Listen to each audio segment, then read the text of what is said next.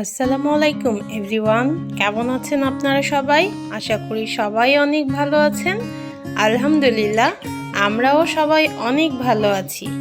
তো চলে আসলাম আজকে নতুন আরেকটি ব্লগ নিয়ে আপনাদের মাঝে।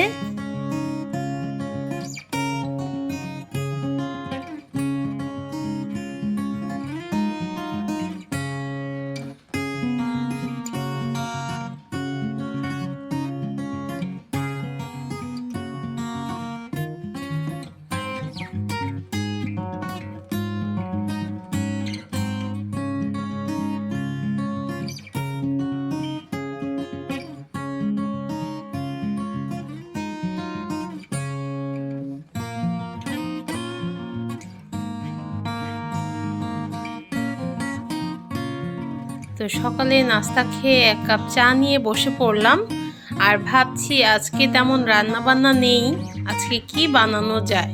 তো আজকে আমার কেন যেন অনেক পিঠা খেতে মন চাচ্ছে, আর পাটিসাপটা পিঠা আমার খুবই পছন্দ। তাই ভাবলাম আজকে আমি যেহেতু রান্না বান্না নেই, সো পাটিসাপটা পিঠা বানাবো আজকে রান্নার সময়টা। কারণ গত দিনে রান্না বান্না অনেক বেশি ছিল, যার কারণে আমি আমার জন্য কিছু রান্না করব না আজকে দুপুরে। তাই আজকে হাতে সময় আছে, তো আজকে আপনাদের সাথে আমি পাটিসাপটা পিঠার রেসিপিটা শেয়ার করব। আমি পাটিসাপটা পিঠাটা খুব সুন্দর করে বানাতে পারি, জানি না আপনাদের কাছে কেমন লাগবে, বাট সবাই বলে আমার হাতে পাটিসাপটা পিঠাটা নাকি মজা, তাই আপনাদের সাথে শেয়ার করছি। তো আমি এখানে 2 কেজি দুধকে ঘন করে 1 কেজি করে নিয়েছি। 1 কেজি হওয়ার পর আমি এখানে 1 মুঠ পোলার চাল ব্লেন্ডারে আধা ভাঙা করে নিয়েছি। আধা ভাঙা করে নিলে এটা তাড়াতাড়ি গলে যাবে। আর দুধটাকে অবশ্যই হাফ করে নিতে হবে। আপনি যতটুকু দুধ নেবেন তার হাফ কমিয়ে তারপর চালটা দিতে হবে। তো আমি এখন পরিমাপ মতো চিনি দিয়ে দিচ্ছি, এটা হচ্ছে আখের চিনি। তো আমি পরিমাপ মতো চিনি দিয়ে দিচ্ছি, আর এটা দিয়ে আমি কিন্তু খিরসা তৈরি করছি। তো খিরসাটা আমি এভাবেই তৈরি করি, আমি যেভাবে করি তৈরি সেটাই আমি আপনাদের সাথে শেয়ার করছি। আমার কেনা খিরসা দিয়ে পিঠা বানালে আমার কাছে তেমন ভালো লাগে না, আমার নিজের তৈরি করা খিরসাটাই আমার কাছে ভালো লাগে। তো এরকম করে অনেক টাইম অল্প আঁচে দিয়ে আমি খিরসাটা তৈরি করে নিয়েছি। তো পুরোটা আমি আপনাদের সাথে শেয়ার করলাম না, তাহলে অনেক টাইম লেগে যাবে। তো দেখেন খিরসাটা এরকম টেক্সচার হবে। তো দেখতেই পাচ্ছেন কালারটা কত সুন্দর এসেছে। দুধটা প্রচুর ঘন করে নিতে হবে আসলে, না হলে কিন্তু খিরসার কালার সুন্দর আসে না। তো আমি এখন পিঠার মিশ্রণটা তৈরি করছি। তো আমি চালের গুঁড়ো নিয়ে নিচ্ছি প্রথমে। আমি অল্প করে পিঠা বানাবো, তো সেই অনুপাতে আসলে সব কিছু নিচ্ছি। আপনারা যে পরিমাণে পিঠা বানাবেন সেই পরিমাপ করেই সব কিছু দিবেন। তো আমি চালের গুঁড়ো 3 ভাগ দিলে 1 ভাগ আটা দিতে হবে। তো আপনি যদি 3 কাপ চালের গুঁড়ো দেন তাহলে 1 কাপ আটা ব্যবহার করতে হবে, সাদা আটা। এতে করে পিঠাটা কিন্তু কখনো ফাটবে না। আর আপনি যদি আটা ব্যবহার না করেন, শুধু চালের গুঁড়ো দিয়ে করেন, তাহলে পিঠা একদমই ফেটে যাবে। তো আমি এখানে সামান্য তেল দিয়ে নিলাম। তেল দেওয়াতে পাটিসাপটা পিঠাটা খুব সুন্দর, মানে কখনোই ভেঙে যাওয়ার কোনো চান্সেস থাকে না, খুব সুন্দরভাবে পিঠাটা উঠে আসে।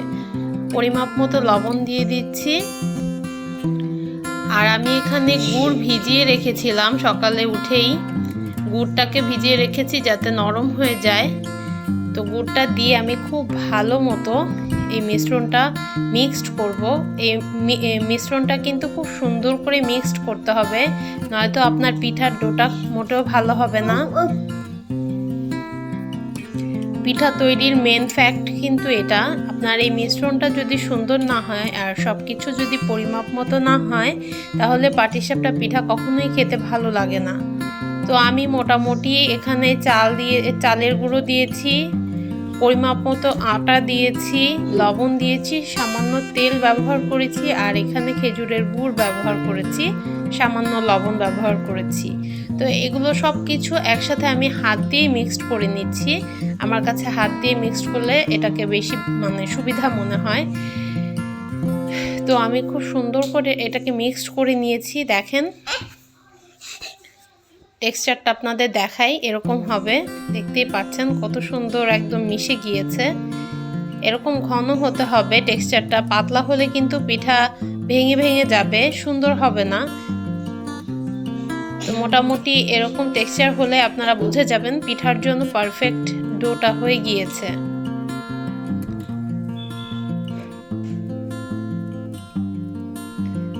তো আমি এটাকে ভালো মতো ব্লেন্ড করে নিচ্ছি, কারণ ব্লেন্ড ভালো না হলে পিঠা কিন্তু ভালো হবে না।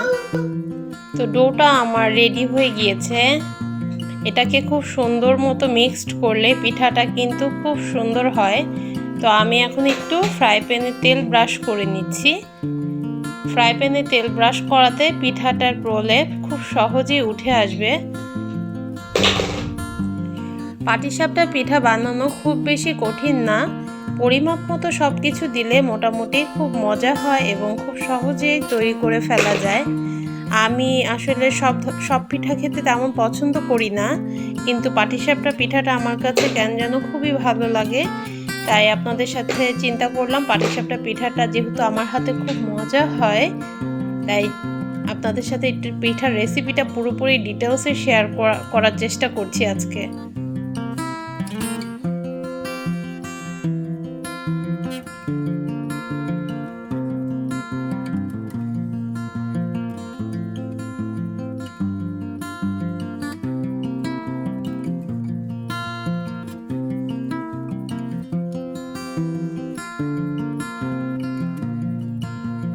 তো ঢাকনাটা দিয়ে ঢেকে অল্প কিছুক্ষণ রাখলেই হবে। জাস্ট অল্প কিছুক্ষণ রেখে 1 সেকেন্ড মতো রেখে ঢাকনাটা উঠিয়ে ফেললে মোটামুটি আপনার হয়ে যায়। অত বেশিক্ষণ রাখতে হয় না চুলায়। তো আমার হচ্ছে এখন খিরসা দিয়ে দিব। মাঝখানে যে পুরটা, এটা আপনারা আপনাদের পছন্দ মতো দিতে পারেন। আমি তো এই খিরসাটা খেতে খুব বেশি পছন্দ করি, তাই আমি পরিমাপে একটু বেশি পুর দিচ্ছি। তো খুব বেশি বেশি দিয়ে আমি পিঠা বানাই, কারণ আমার পাটিসাপটা পিঠার ভিতরে পুরগুলো বেশি না হলে খেতে বেশি ভালো লাগে না। তো আমার ফার্স্ট পিঠাটাই আপনাদের সাথে দেখাচ্ছি কীরকম হয়। প্রথম 1-2টা পিঠা বানানোর সময় একটু ঝামেলা মনে হবে, তারপরে কিন্তু একদমই সুন্দর মতো পিঠা উল্টে যাবে। তো দেখেন আমার পিঠাটা, আমি প্রথম পিঠাটাই আপনাদেরকে বানিয়ে দেখালাম। আমারটা আলহামদুলিল্লাহ সুন্দরভাবে উঠে গিয়েছে আর খুব সুন্দর হয়েছে। পিঠাটার টেক্সচার খুব ভালো ছিল, ডোটা খুব সুন্দরভাবে গোলাতে পেরেছি, যার কারণে পিঠা উঠতে তেমন সমস্যা হয়নি, খুব সুন্দরভাবে উঠে গিয়েছে, দেখতেই পাচ্ছেন। তো মোটামুটি আমার পাটিসাপটা পিঠাটা খেতে ভালো লাগে। তো আমি গরমের দিনেও মাঝে মাঝে বানাই, আর এখন যেহেতু শীতকাল, তো পিঠা না খেলে আসলে শীতকালে মজা নেই। প্রায় চেষ্টা করি যে পিঠাগুলো খেতে ভালো লাগে সেগুলো বানানোর, আর আমি আপনাদের সাথে সেগুলো শেয়ারও করি। তো মোটামুটি আরেকটা আমি করে আপনাদেরকে দেখাই, তাহলে আপনারা বুঝতে একটু সুবিধা হবে। আমি আরেকটা পিঠা পুরোপুরি বানিয়ে আপনাদের সাথে শেয়ার করছি। তেল ব্রাশটা প্রত্যেকটা পিঠা দেওয়ার সময়, ডো দেওয়ার সময় কিন্তু আপনার গোলা দেওয়ার সময় কিন্তু প্রত্যেকটা পিঠার গোলা যখন দিবেন তখন এরকম তেল ব্রাশ করে নিতে হবে, এতে করে খুব ইজিলি এটাকে উল্টিয়ে দিতে পারবেন। তো শীতকালে পিঠা বানালে আসলে বাসায় একটা উৎসব মুখর ব্যাপার মনে হয়। তো পিঠা বানানো দেখে আমার বাবু দেখছে খুব ফুর্তি করছে, সে একটু পর রান্নাঘরে দৌড়িয়ে আসছে আর খুব লাফাঝাপা করছে। বুঝলাম না ও কী ভাবছে, ও তো চিনে না, তেমন পিঠা খায়ও না। তো যাই হোক, শীতকালে পিঠা বানাতেও ভালো লাগে, খেতেও ভালো লাগে। তো মোটামুটি খুব ইজিলি পাটিসাপটা পিঠা কিভাবে বানানো যায় সেটাই আমি আপনাদের সাথে আজকে শেয়ার করেছি। আশা করি পাটিসাপটা পিঠা যারা বানাতে পারেন না তারা আমার এই ভিডিওটি দেখে একটু হলেও কাজে দিবে। তো যারা নতুন রাঁধুনি আছেন তাদের জন্যই আমার এই রেসিপিটি দেওয়া। আমি হয়তো অনেক ভালো রাঁধুনি নই, তারপরেও যতটুকু পারি, যেগুলো আমার হাতে ভালো হয় আমি চেষ্টা করি সব সময় আপনাদের সাথে শেয়ার করার জন্য। তো আপনাদের সাথে শেয়ার করতে পারলে আসলে খুব ভালো লাগে। তো পিঠাটা আসলে উল্টিয়ে দিবেন খুব সাবধানে, আস্তে আস্তে করে উল্টাতে হবে। আমার পাটিসাপটা পিঠা আসলে খুব সহজে আমি বানাতে পারি এই পিঠাটাই, আর কোনো পিঠা তেমন ভালো পারি না। দুধ চিতই আর পাটিসাপটা পিঠাটাই পছন্দ খেতে, তাই এই দুটো পিঠেই আসলে বানানো হয় মাঝে মধ্যে, আর এই দুটোই ভালো বেশি হয় আমার হাতে। আসলে মানুষ যেটা খেতে পছন্দ করে সেটাই আসলে আগ্রহ নিয়ে বানায়। তো মোটামুটি আমার পিঠা বানিয়ে ফেলবো সবগুলো পিঠা। আসলে দেখালে অনেক টাইম হয়ে যাবে, ব্লগ বড় হয়ে যাবে। তো এই দুটো দেখলে আপনারা বুঝতে পারবেন কিভাবে পাটিসাপটা পিঠা বানাতে হয়। তো আজকে মোটামুটি কাজ ছিল না, এই জন্যই এই দিনটি কাজে লাগালাম পিঠা বানিয়ে। আজকে রান্নাবান্নার প্যারা নেই, আজকে পিঠাময় দিন, আজকে পিঠা খাবো। তো মোটামুটি এখন সবগুলো দিয়ে পিঠা ঝটপট তৈরি করে ফেলবো, তারপরে গোসল করতে যাব।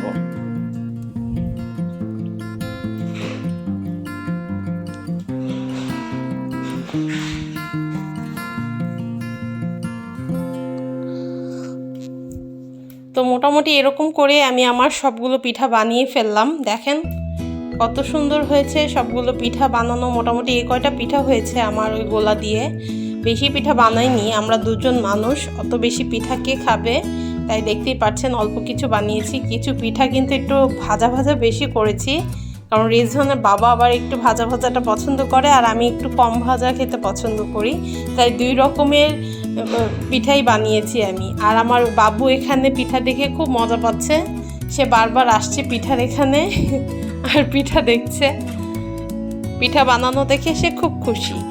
তো আশা করি আজকে আমার এই পাটিসাপটা পিঠার রেসিপিটি আপনাদের ভালো লাগবে। আর আমার এই রেসিপিটি আপনাদের ভালো লেগে থাকলে অবশ্যই আমাকে কমেন্ট করে জানাবেন। আর আমার এই ব্লগটি যদি আপনাদের ভালো লেগে থাকে তাহলে অবশ্যই আমার চ্যানেলটি সাবস্ক্রাইব করবেন। আজকে এই পর্যন্তই, নতুন আরেকটি ব্লগ নিয়ে আবার চলে আসবো আপনাদের মাঝে। আজকে ব্লগটি আর বেশি বড় করব না, পিঠা বানাতে গিয়ে আমার ব্লগটি এমনিতেও একটু বড় হয়ে গিয়েছে।